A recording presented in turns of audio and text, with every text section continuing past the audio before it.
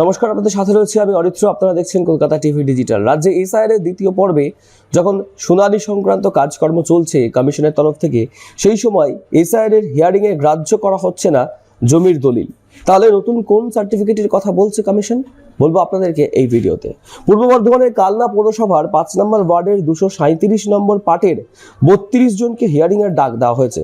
কালনা মহকুমা শাসকের দপ্তরে তাদের হিয়ারিং, কিন্তু হিয়ারিংয়ের জন্য থাকা 13টি নথির মধ্যে তাদের কাছে রয়েছে বাড়ির পুরনো দলিল।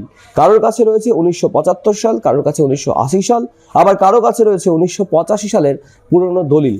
কিন্তু হিয়ারিং এর সময় সেই সমস্ত ডকুমেন্টস কোনোভাবেই মান্যতা দেওয়া হচ্ছে না।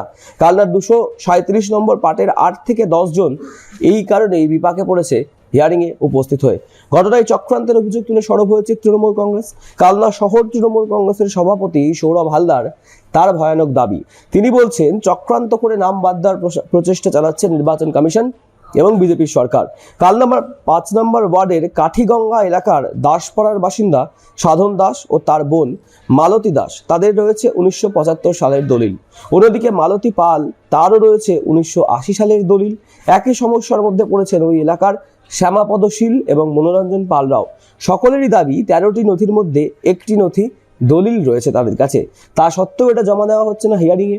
কেউ কাজ করেন অন্যের বাড়িতে, কেউ বা চালান টোটো, আবার কেউ বা দিনমজুর। একদিন কাজ বন্ধ করে তারা হিয়ারিংয়ে গিয়েছেন এবং সেই কাজ সাকসেসফুল না হওয়ায় তারা হতাশও হয়েছেন। তাদের মধ্যে কেউ কেউ আবার বলছেন, আমাদের কীভাবে ডেকে হেনস্থা করা হচ্ছে। এখন বলা হচ্ছে ডোমিসাইল সার্টিফিকেটের কথা। কারা বলছেন? হিয়ারিংয়ে যাওয়ার পরে এই সমস্ত লোকেদেরকে বলা হয়েছে। কিন্তু ডোমিসাইল সার্টিফিকেট তৈরির জন্য প্রয়োজন তৎকালীন সময়কার জন্ম সার্টিফিকেট কিংবা মাধ্যমিকের অ্যাডমিট। তা তো নেই। তাহলে কিভাবে এই ডোমিসাইল সার্টিফিকেট তৈরি করবে তারা?